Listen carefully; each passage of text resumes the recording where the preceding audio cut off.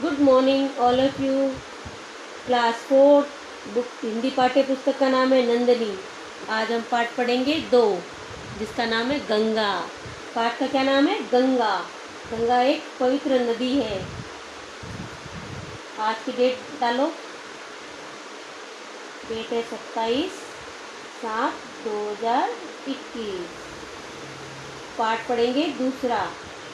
क्या नाम है उसका? गंगा। मेरे साथ साथ पढ़ोगे, उंगली रखते हुए उंगली रखोगे और साथ साथ पढ़ते जाओगे। भारतीय संस्कृति में अनेक ऐसी पौराणिक कथाएं प्रचलित हैं जिनका वास्तविक स्वरूप आज भी हमारे जीवन पर पूर्णतः दृष्टिगोचर होता है। देश की सबसे पवित्र नदी गंगा के अवतरण और उसकी महत्ता का वर्णन इस पाठ में किया गया है। इस पाठ में किसका वर्णन किया गया है? गंगा नदी का। किसका किया गया है? गंगा नदी का। गंगा नदी का पर्यायवाची बताए जाएंगे। गंगा नदी कहाँ से निकली हुई है, इसको गंगा भागीरथी क्यों कहा जाता है, इसको कौन धरती पे लेके आया, उसके बारे में है इस पाठ में। अब हम पढ़ेंगे। गंगा को हिमालय की पुत्री कहा जाता है। गंगा को क्या कहा जाता है? हिमालय की पुत्री। यह पहले स्वर्ग में रहती थी। पहले गंगा नदी कहाँ रहती थी? स्वर्ग में। इन्हें पृथ्वी पर राजा भागीरथी लाए। इन्हें पृथ्वी पर कौन लेके आया? राजा भागीरथ। इसलिए इसको भागीरथी भी कहा के नाम भागीरथी भी गंगा का एक नाम है। यानी इस गंगा को हिमालय की पुत्री कहा जाता है। ये पहले स्वर्ग लोक में रहती थी। इसे पृथ्वी पर कौन लेके आया? राजा भागीरथ लेके आया। इसलिए इसका नाम भागीरथी भी है। इसको भागीरथी नाम से भी जाना जाता है। भागीरथ राजा सगर के वंशज में पैदा हुए थे। भागीरथी कौन से राजा के कौन से वंशज में पैदा हुए थे? राजा सगर के। सूर्यवंशी राजा सगर बहुत ही बलशाली, धर्मात्मा, गुणवान और बुद्धिमान राजा थे। राजा सगर कैसे थे? बलशाली, धर्मात्मा, गुणवान और बुद्धिमान राजा थे। शत्रुओं को पराजित करके उन्होंने संपूर्ण पृथ्वी पर अधिकार कर लिया था। किसको पराजित करके उन्होंने संपूर्ण पृथ्वी पर अधिकार कर लिया था? शत्रुओं को। कहा जाता है कि इनके 60,000 एक पुत्र थे। इनके कितने पुत्र थे? 60,000। वे हमेशा धार्मिक कार्यों में विघ्न डालते थे। विघ्न यानी बाधा, नुकसान पहुंचाते थे। विघ्न यानी नुकसान, बाधा वगैरह। कौन नुकसान पहुंचाता था? राजा सगर के पुत्र। कितने पुत्र थे? 60,000। वो हमेशा जब भी ये धार्मिक अनुष्ठान वगैरह करते थे, हवन वगैरह, तो उनमें बाधा पहुंचाते थे। उनके बुरे व्यवहार से ऋषि मुनि और देवतागण बहुत दुखी थे। इन राजा सगर के जो पुत्र थे उनसे कौन कौन परेशान थे? ऋषि मुनि और देवतागण सभी उनसे परेशान या दुखी थे। एक बार राजा सगर ने अश्वमेध यज्ञ का आयोजन किया। एक बार राजा सगर ने किसका आयोजन किया? अश्वमेध यज्ञ का। देवता ने राजा सगर के अश्वमेध यज्ञ के घोड़े को चुरा लिया। देवताओं ने राजा सगर के अश्वमेध घोड़े को चुरा लिया। क्योंकि अश्वमेध यज्ञ करते हैं तो उसमें घोड़े को छोड़ा जाता है। जो राज्य या कोई देश उस घोड़े को रोक लेता है तो उसके साथ उसको युद्ध करना पड़ता है, और नहीं तो उसको अधीनता स्वीकार कर लेता है तो घोड़े को आगे निकाल देता है कि हाँ कोई बात नहीं, हमें आपकी अधीनता स्वीकार है। चुरा लिया और उसे पाताल में ले जाकर महात्मा कपिल की कुटिया के पास बांध दिया। किसको? घोड़े को। राजा सगर ने अपने 60,000 पुत्रों को घोड़ा ढूंढ कर लाने की आज्ञा दी। राजा सगर ने अपने 60,000 पुत्रों को क्या ढूंढ कर लाने की आज्ञा दी? घोड़ा। पिता की आज्ञा से राजा सगर के पुत्रों ने पूरी पृथ्वी का कोना कोना छान मारा, लेकिन उन्हें अश्वमेध यज्ञ का घोड़ा नहीं मिला। अब वे क्रोधित होकर पृथ्वी खोदकर, यानी अब वो पता देवलोक में तो ढूंढ लिया उन्होंने, कहीं नहीं मिला। अब वो पृथ्वी खोदकर पाताल पहुंच गए, जहाँ उन्होंने महात्मा कपिल को देखा। किसको देखा? महात्मा कपिल मुनि को। वही उनके आश्रम में घोड़ा बंधा हुआ था। राजा सगर के पुत्रों को क्रोध भड़क उठा और वे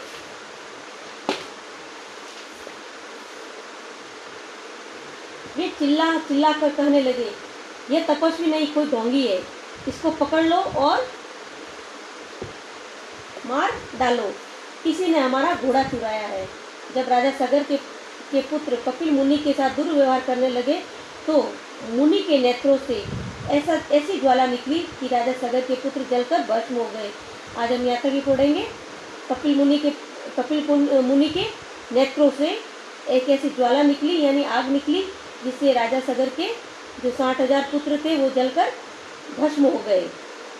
आगे तक ही पढ़ेंगे। इसके शब्दार्थ करने हैं आज की डेट में। आपका ये होमवर्क होगा और भाषा और व्याकरण का पूरा काम करना है आपको। रंगीन शब्दों के समानार्थी शब्द लिखकर वाक्य दोबारा लिखना है। जैसे आश्रम में घोड़ा बंधा हुआ था, इसी को वापस ये रंगीन शब्द ये है, ये वाले, इनको उसके समानार्थी उसके बराबर वो और उसको क्या कह सकते हैं वो वापस लिखना है। आश्रम में घोड़ा बांधा हुआ था, बंधा हुआ, बांधा हुआ। उसके 60,000 पुत्र थे, उनके 60,000 बेटे थे, पुत्र का बेटा हो गया। मुनि के नेत्रों से ज्वाला निकल रही थी, मुनि की आंखों से आग निकल रही थी। गंगा को हिमालय की पुत्री कहा जाता है, भागीरथी को हिमालय की बेटी कहा जाता है। ओके, ये हो गया आपका होमवर्क। विलोम शब्द अब यहाँ पे लिखे हुए हैं, उसी को इसमें लिखना है। यहाँ पे पहले नंबर डाल दो, 1 2 3 4 5 6, 1 2 3 4 5 6।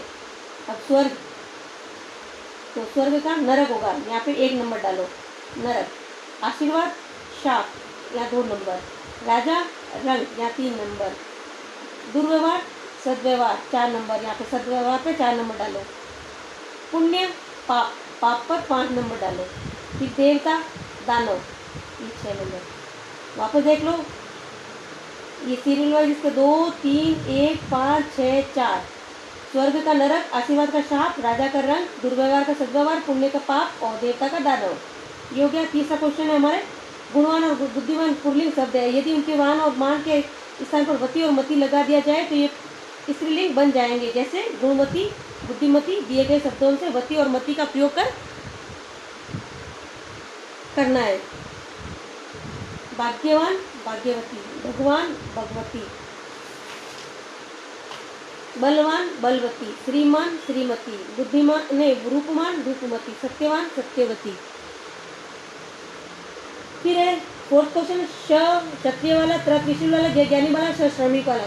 2 व्यंजनों के योग से बड़े वर्ण हैं, इसने संयुक्ताक्षर कहते हैं। इनको, इनकी रचना समझो। देखो ये कैसे बनता है।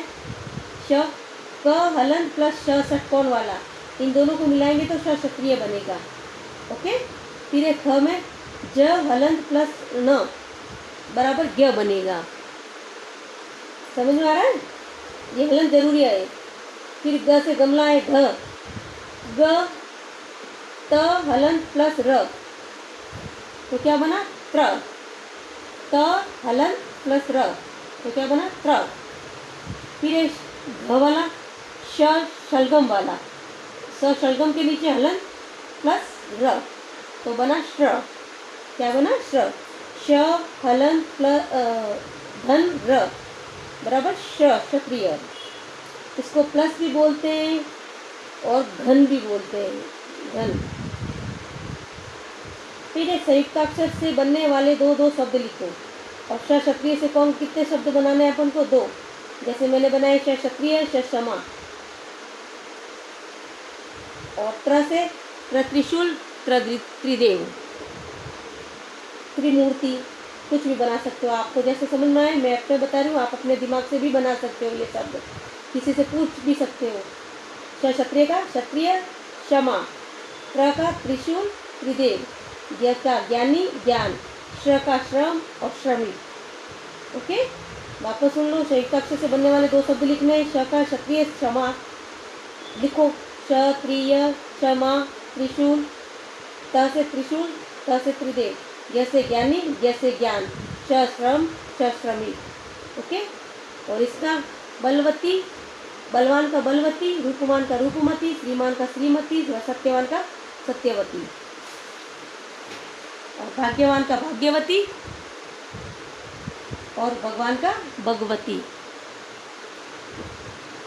और वापस विलोम शब्द में स्वर्ग का नरक, आशीर्वाद का शाप, राजा का रंग, दुर्व्यवहार का सद्व्यवहार, पुण्य का पाप, देवता का दानव। और ये आश्रम में घोड़ा बंधा था, बांधा था। उनके 60,000 पुत्र थे, उनके 60,000 बेटे थे। मुनि के नेत्रों में ज्वाला निकल रही थी, मुनि की आंखों से आग निकल रही थी। आग, गंगा को हिमालय की पुत्री कहा जाता है, हिमालय को, भागीरथी को हिमालय की बेटी भी कहा जाता है।